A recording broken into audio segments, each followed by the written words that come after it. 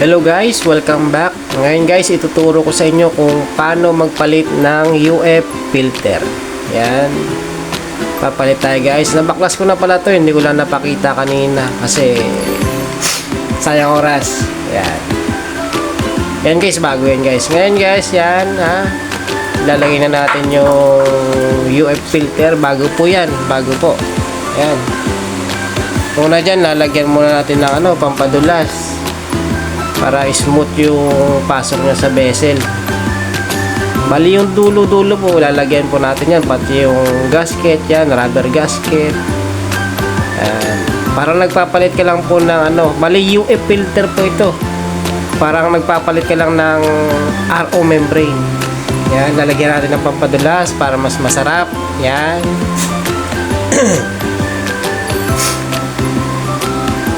Ayan na.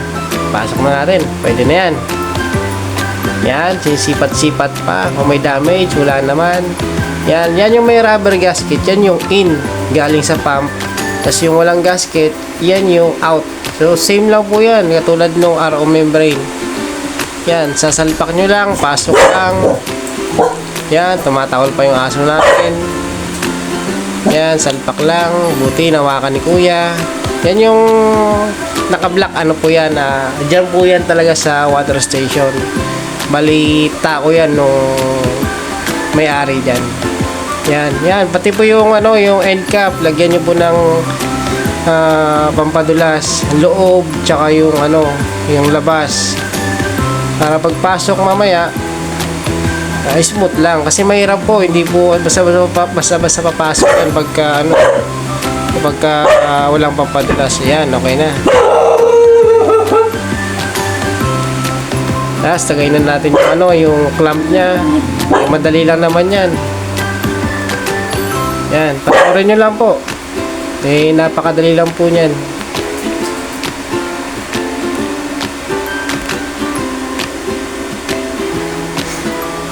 Yan na, konting higpit-higpit.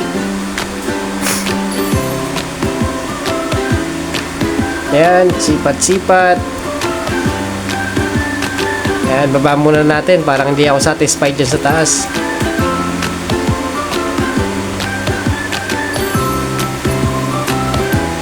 Yan, so ayan na nga. Nakabit na natin. Bali sa RO bezel po, yung kabilang side lang po yung binaklas natin. Yung takip, kabila lang. Yung yung in. Yung out po, hindi na. Pero kung hindi mo nyo mahugot talaga yung yung UF filter, talagang bubuksan nyo baliktaran, in and out, para maitulak nyo palabas.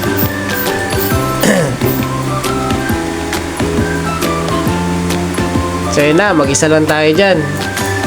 Si kuya nakatingin lang, pinapakiramdaman lang natin. Okay lang yan.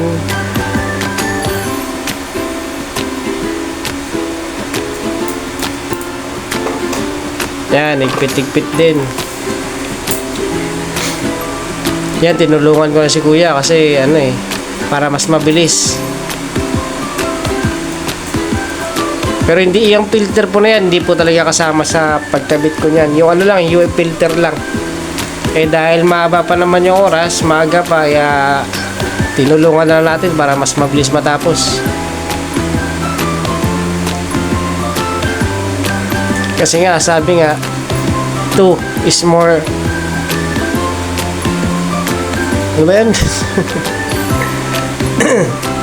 2 is better than 1. Yan.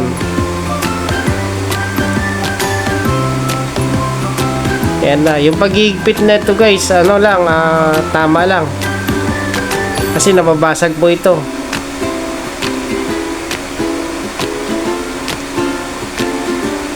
Yung teflon po, tama lang din. Huwag masyadong makapal. Huwag din naman masyadong konti kasi maglilik naman.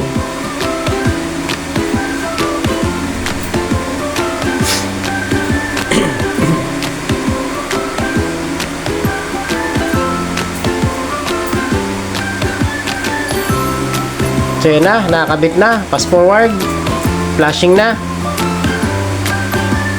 UF filter nakabit na, yung filter sa taas, sa box, stainless box nakabit na rin.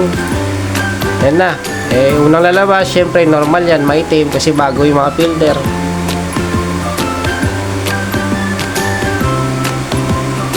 Yan, check muna, baka may leak ba, double check talaga kasi mahirap na bumalik.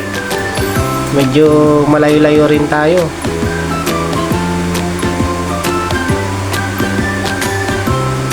Yan, medyo may tumatagas din kaya inaayos-ayos ko pa. Pero goods na yan, all goods na yan.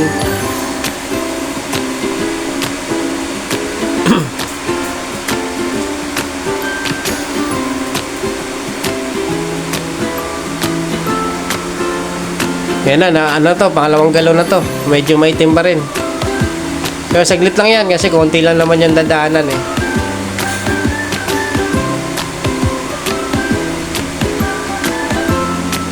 Bali itong water station na to pala, ano to, halos siguro nasa 8 years na siguro itong water station na to. 7 or 8 years na to.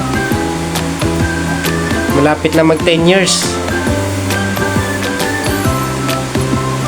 Bali sa ano po ito, yung location ng water station na to sa Little Baguio, San Juan. Hindi ko na babanggitin yung pangalan ng owner. Mahirap na. Yan, double check na lang, no. Yan, meron din siyang sediment filter bago mag tangke, raw tank. Yan, dalawa lang yung treatment niya, compact multimedia, tsaka yan. Tinuturo-turo pa, backwash, rinse, tsaka filter lang naman yun dyan. Same lang naman yun sa malaki.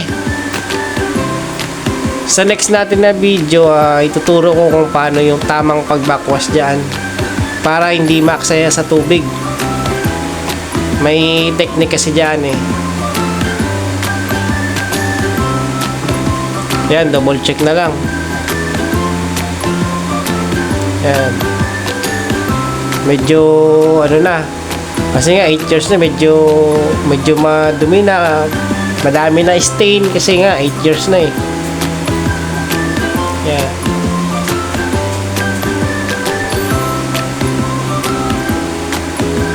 So dito wala naman tayo ginalaw dito sa pump, APC dyan, saka sa filter na yan, wala tayo ginalaw dyan. Ang ginalaw po natin yung ano lang, yung UF filter lang, o basta ang tawag dyan, UF filter or UF membrane, same lang naman yan. Magkaiba po yan sa RO membrane. Yung RO membrane ay sa purified po ginagamit. Ito pong setup na to ay alkaline water. So itong UF filter po pwede po ito sa ano, pwede siya sa mineral, pwede siya sa alkaline. Yan. Yan, kung nakikita nyo, tatlo yung housing dyan nakakabit. Bali, galing sa pump, papasok sa multimedia, carbon. Tapos yung dadaanan niya, 5 micron, 1 micron, tapos UF filter na. Pag out ng UF filter, carbon black na yan. Tapos papunta na yan sa machine, sa nakahang, tapos faucet na. Yun lang yung pagkabit dyan, yung pagkasunod-sunod niya.